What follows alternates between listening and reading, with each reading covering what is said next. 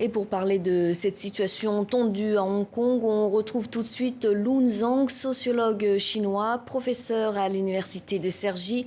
Bonjour, merci d'être avec nous. On entend c'est la fin du système particulier de Hong Kong. Est-ce que vous pensez que c'est le cas? C'est évidemment, c'est le cas. D'ailleurs, je n'étais pas surpris. Depuis l'année dernière, je sans cesse, dans mon écrit, aussi des conférences que je prononçais en France, j'ai dit que le système, un pays, deux systèmes, est mort. Maintenant, officiellement, c'est arrivé. Mardi, Joshua Wong, qui est la figure du mouvement des parapluies en 2014, a quitté son parti pro-démocratie ainsi que 3 autres membres. Comment la démocratie va pouvoir encore s'exprimer selon vous? J'ai de grands doutes. À partir de maintenant, Hong Kong est comme une autre ville, presque par entière, avec, comme une autre ville chinoise, presque par entière, simplement par la tradition du passé. On a peut-être encore certains mages, mais ça ne sera pas très longtemps.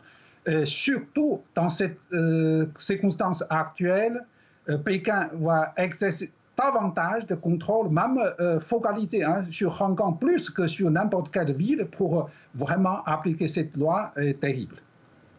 L'entrée en vigueur de la nouvelle loi sécuritaire en Hong Kong, on l'a vu adoptée par Pékin, inquiète de nombreux pays qui l'ont condamnée. Mais Pékin semble faire la sourde oreille. Quelles peuvent être les conséquences diplomatiques avec la communauté internationale? Ça dépend de réaction des pays occidentaux. Les Américains ont déjà réagi avec le ton, avec des mesures assez dures. Maintenant, on va voir quelle est la réaction des Européennes. Là-dessus, que j'aimerais bien prononcer une phrase pour exprimer mon point de vue. Je pense que le temps est venu. Hong Kong, ce n'est pas quelque chose, une affaire mineure, c'est une affaire majeure, très, très importante pour notre temps. Le temps est venu pour les Européens, pour les Français, de bien réfléchir. Quelle est notre attitude, notre position vis-à-vis de cette Chine, de plus en plus vers un néo-totalitarisme. Là, ce n'est pas simplement concernant Hong Kong, aussi concernant l'ordre mondial, aussi concernant, même un jour, ça touche aussi la vie politique, économique française, européenne. Là, il faut absolument, le temps est venu de réfléchir quelle est notre politique claire, ferme, intelligente vis-à-vis de Pékin. Une dernière question, concrètement, que va changer cette loi pour les Hongkongais? C'est-à-dire que la perte de la liberté, c'est tout. Ce Hong Kong qu'on a vu jusqu'à présent, formé au cours de l'histoire des derniers 100 ans, 50 ans, 60 ans, est fini. Donc, les Hongkongais perdent la liberté.